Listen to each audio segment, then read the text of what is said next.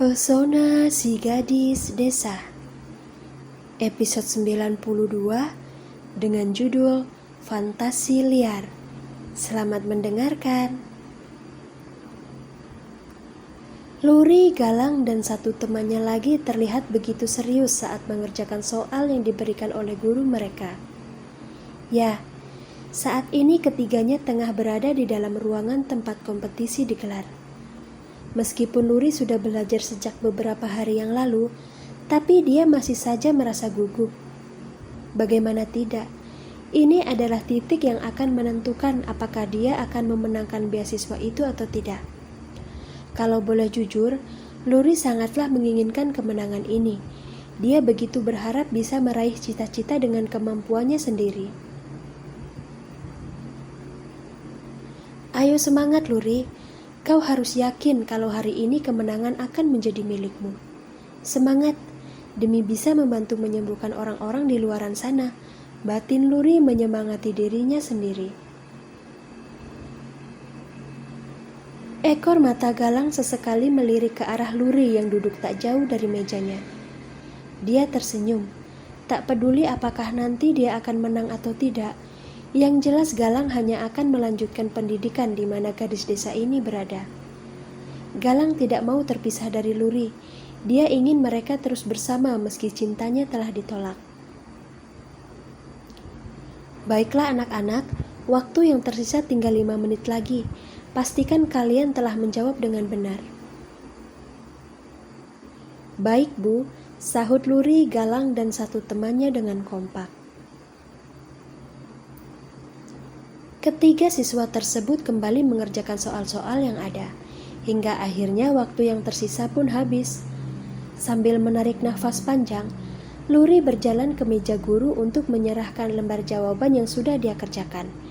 Disusul oleh satu temannya, kemudian barulah Galang sebagai peserta terakhir.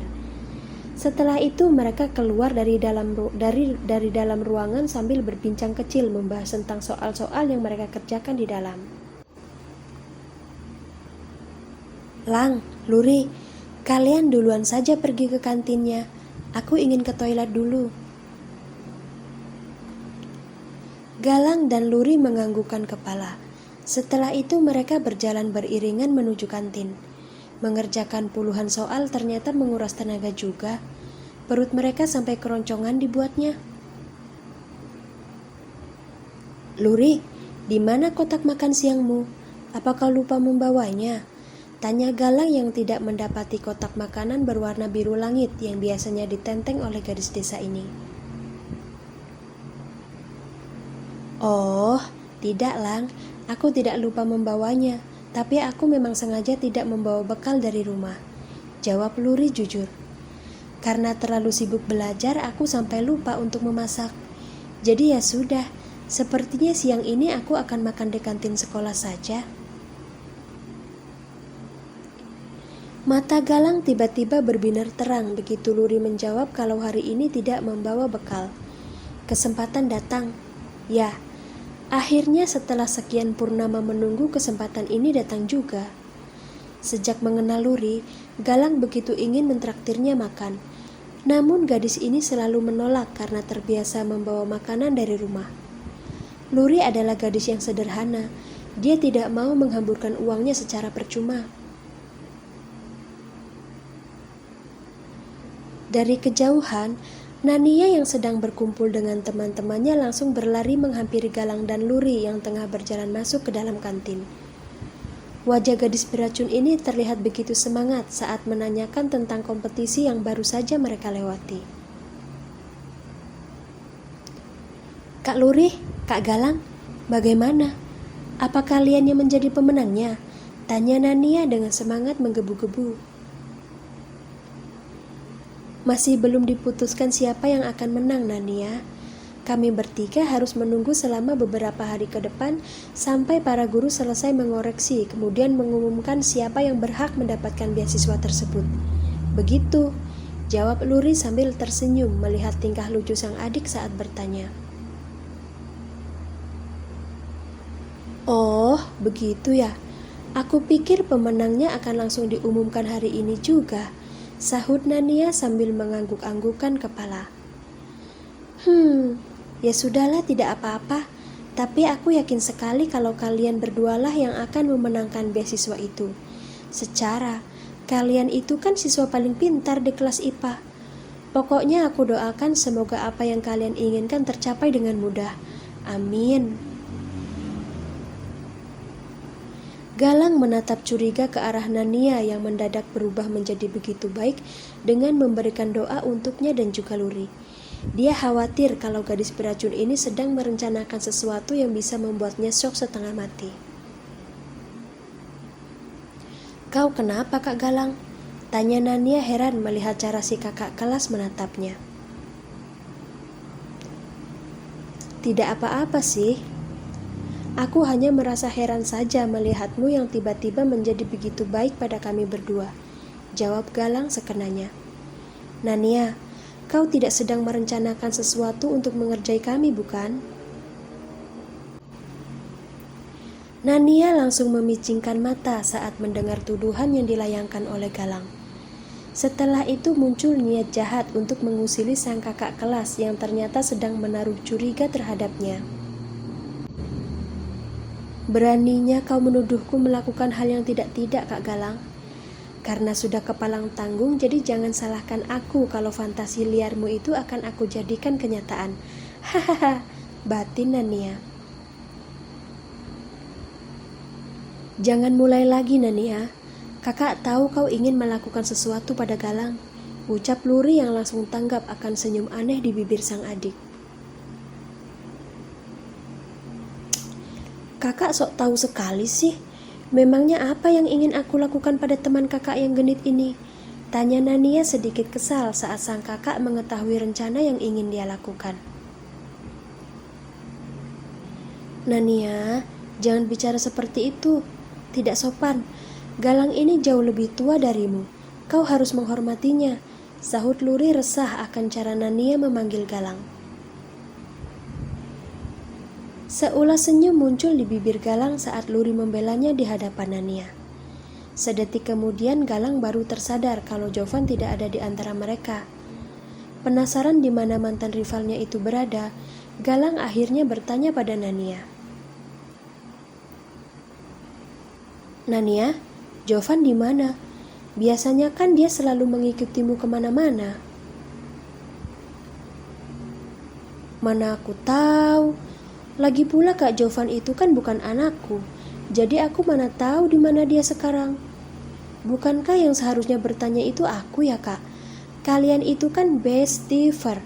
Masa iya kau tidak tahu di mana bestimu berada? Sahut Nania balas bertanya. Galang dan Luri sama-sama mengerutkan kening saat mendengar perkataan Nania yang sangat aneh. Bestiver? Kosakata macam apa itu? Menggelikan sekali. Bestiver itu apa, Nania? Baru kali ini kakak mendengar kosakata seperti itu? Tanya Luri ingin tahu. Bukannya menjawab, Nania malah mengaitkan kedua jari telunjuknya kemudian mengarahkannya pada sang kakak. Dia sedang membuat simbol menggunakan kedua jari tangannya untuk mengartikan kata bestiver yang dia maksudkan tadi. Bicaralah dengan jelas, Nania. Kami mana tahu bahasa seperti itu, protes Galang yang tidak paham arti dari tindakan adik kelasnya ini. Aku sudah membuat kode dengan sebegini jelas dan kalian masih belum paham juga, pekik Nania tak percaya. Berat. Ya, bagaimana mungkin kami bisa paham kalau kau hanya mengaitkan kedua jari seperti itu? Setidaknya kau harus menunjukkan kode lain yang bisa dimengerti oleh manusia seperti kami, sahut Galang tak terima diejek seperti itu. Nania mendengus. Setelah itu dia melepaskan tautan tangannya, kemudian berkacak pinggang sembari menatap lekat ke arah Galang dan juga kakaknya. Bestiver itu singkatan kata, yang artinya best friend forever. Begitu. Jelas Nania kesal. Tahu tidak apa itu best friend forever? Kalau yang itu sih aku tahu. Lagi pula siapa suruh kamu buat kode seperti orang kembar siam? Kalau bicara terus terang begini kan aku dan kakakmu jadi lebih mudah untuk mencerna. Cih, alasan saja kau kak. Sudahlah, aku malas bicara lama-lama denganmu. Tidak asik. Luri dengan patuh mengikuti langkah Nania yang mengajaknya masuk ke dalam kantin. Dia kemudian tersenyum saat teman-teman Nania menyapanya dengan sopan. Nania, teman-temanmu ternyata sangat sopan sekali ya. Kakak jadi tenang membiarkanmu bergaul dengan mereka, ucap Luri setelah duduk di salah satu kursi. Dia lalu melambaikan tangan ke arah Galang yang masih berdiri di tempatnya tadi. Sopan? Apa kakak tidak salah bicara? Tanya Nania kaget. Mereka sopan. Oh, nanti sepulang sekolah aku akan mengajak kakak pergi ke dokter mata untuk membeli kacamata. Bisa-bisanya kakak menganggap segerombolan anak belatung itu sebagai anak yang sopan. Cacing dalam perutku sampai terpingkal-pingkal mendengarnya, kak. Tapi memang benar kalau mereka sangat sopan, Nania. Tadi kau dengar sendiri bukan saat mereka menyapa kakak? Tanya Luri yakin dengan apa yang dia lihat. Tentu saja aku dengar, Kak Luriku tersayang. Teman-temanku melakukan semua itu karena tahu kalau kau adalah kakakku. Jadi mereka mana mungkin berani bersikap kurang ajar pada kakak tertua, jawab Nania menjelaskan. Sudah aku mau pesan makanan dulu. Kasihan cacing yang tinggal di dalam perutku. Mereka pasti sudah sangat kelaparan. Galang yang baru bergabung nampak terheran-heran saat Nania memesan makanan dalam jumlah yang cukup banyak. Padahal sebelum dia dan Luri datang ke kantin, gadis ini kan sudah lebih dulu menikmati jajanan bersama dengan teman-temannya yang lain. Namun karena tak ingin menjadi korban ketajaman lidah Nania, Galang memutuskan untuk diam saja. Tak lupa juga dia memberitahu Luri dan Nania kalau dialah yang akan membayar semua makanan mereka. Dan apa kalian tahu seperti apa reaksi Nania? Gadis beracun itu tanpa malu-malu kembali memesan menu makanan yang lain. Ingin marah, tapi itu adalah Nania. Jadi ya sudahlah, lebih baik biarkan saja. Yang penting harga dirinya Galang aman.